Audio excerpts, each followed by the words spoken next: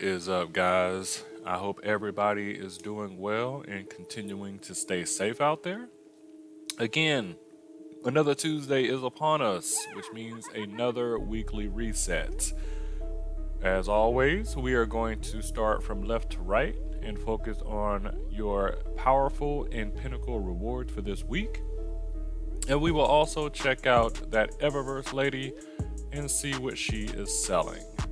So IO is actually where the new Seraph bunker is, and I am actually already on IO, so I can go over the 2 bounties that you need to complete for your tier 3 powerful reward.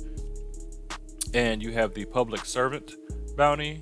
You need to open 4 of the caches at the end of the Seraph Tower public event, and you will complete this bounty. Next, we have the legendary Spelunker, which you need to open 3 of the caches in the legendary lost sector and defeat 12 champions. Once you complete both of these bounties, it will grant you a tier 3 powerful reward. But as always, make sure that you've already completed your tier 1 and tier 2 before you pick that reward up. Alrighty. For this week, Bray is the flashpoint, so you will be on Mars completing heroic adventures, and there are currently no public events, but heroic adventures, public events, and lost sectors will get you to 100%, and she will give you a tier 1 powerful reward. Moving on to the Vanguard playlist. Under Vanguard Strike this week, we have Solar Singe, and we also have Grounded. Damage taken while you are airborne is greatly increased. And we have Brawler. Melee abilities deal more damage and recharge much faster. So if you're going in today, just be aware and be careful. Brawler is a rough one. Moving on to the Nightfall. The Nightfall this week is the Tangled Shore. Complete 3 of the Nightfalls on the Adept difficulty, and it will grant you a tier 1 powerful reward. And if you complete the Nightfall 100k, it will grant you a pinnacle reward. And this week for the 1000 legend difficulty, we have Martyr, Unstoppable Champions, Anti-Barrier Champions, the Equipment Locked Match Game, and I'm gonna try to say this name, in Anand's Chorus. I think I got it. I don't know. Well, yeah, I think I got it. Incoming void and environmental damage is increased. Again, completing the 100k Nightfall would drop you a pinnacle drop. So good luck with that if you're going for that. In the Gambit playlist, you can play either Gambit or Gambit Prime. Play that 3 times, and either one of those will give you a tier 2 powerful reward. This week in Reckoning, the Shadow of Oryx is the boss. So if you're farming any of the weapons that come out of Reckoning, definitely get in there, find you a team, and knock that out.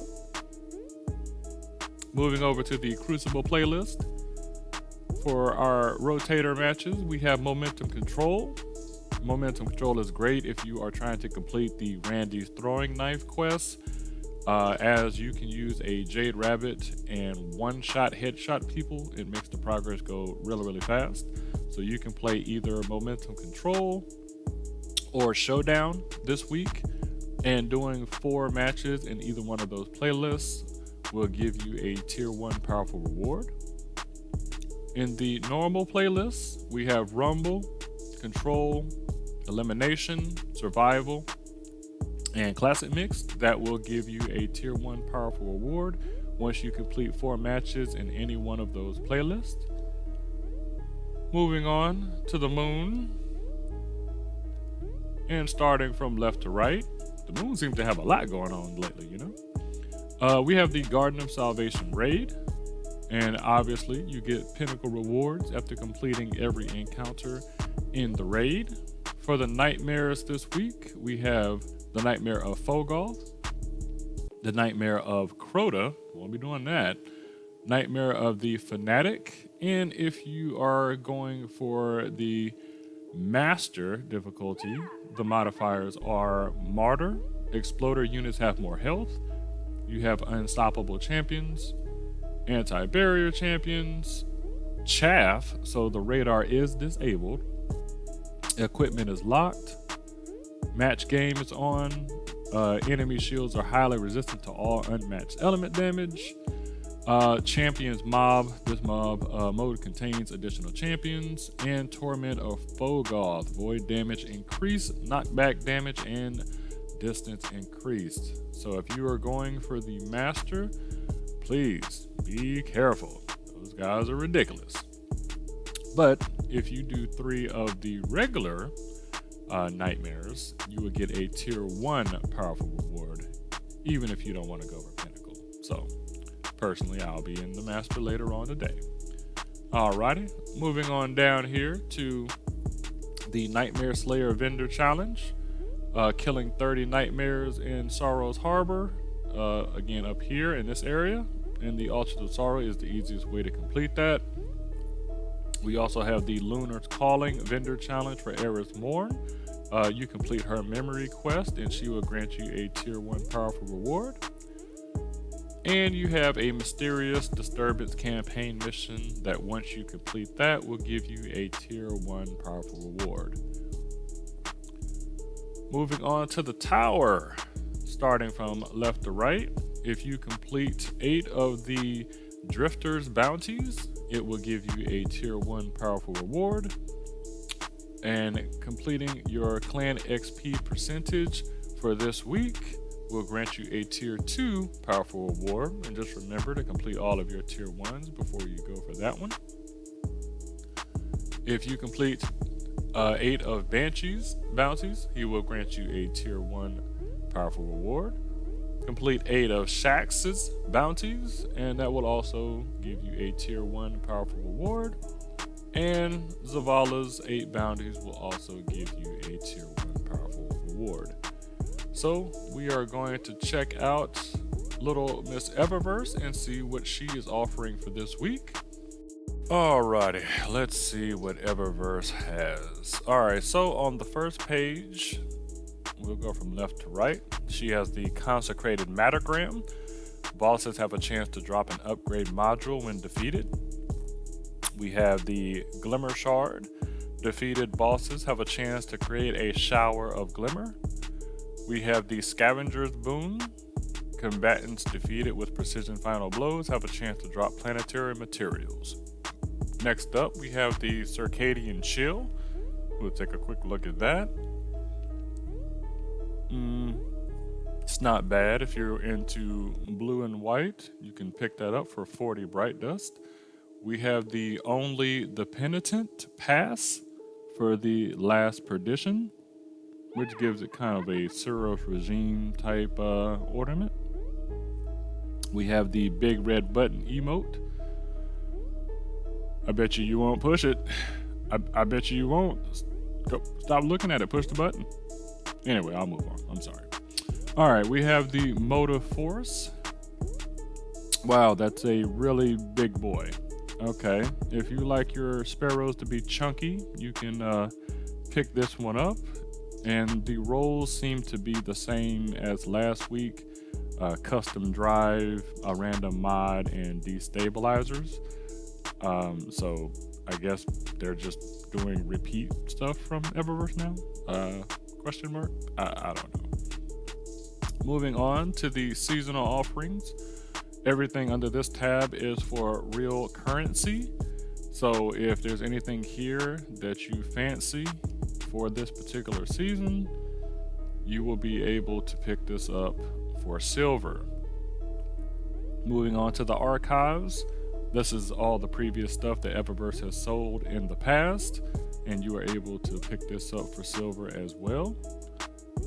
Moving on to the Bright Dust tab, we're going to start from left to right. And we have the Tip of the Spear with the same custom drive, random mod, and destabilizers. It's a very pointy boy. Yeah, I'm not sure who this is targeted to, but if that's your style, you enjoy that. And it's 2,500 bright dust for that. Wow. Okay. So moving on, we have the solar sail ship, and it looks like a kazoo with some wings on it. So bravo there, Bungie, for making I don't know what it is. I'm just gonna move on. We have the Dawn Shades. Let's see what we have here. Oh yeah. So if you are a smooth operator, you can definitely pick those up. We have the patty cake emo. Oh my god. Seriously? Okay. This is what it's come to. When you have nothing else to do now, you can play patty cake in the tower. Oh god. Okay, moving on to the Timeline Zero weapon ornament, which kind of is more of a Vex theme. So if you don't have that, you can pick it up for 1250 bright dust. We have the Lux sleeves for the ornament, for the hunter ornaments, which actually looks kind of semi-robotic, which is kind of cool. I might go ahead and pick these up. Why not?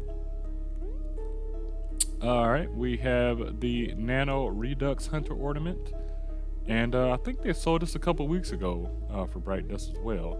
But this is the ornament for the Raiden Flux exotic chest piece. If you do not have this already and you are a Siva fan from Destiny 1, you can pick that up. Next, we have the Shattered Shrieker Transmat effect. Oh, that's interesting. That's not bad. We have the Bruised Blush. I don't like this already. Let's see what it is. Oh, no. See? No, you look like cotton candy. I'm not a fan. Moving on, we have the Gleaming Boon of the Crucible. When completing Crucible matches, everyone will receive a gift from Eververse. We have the Gleaming Boon of the Vanguard.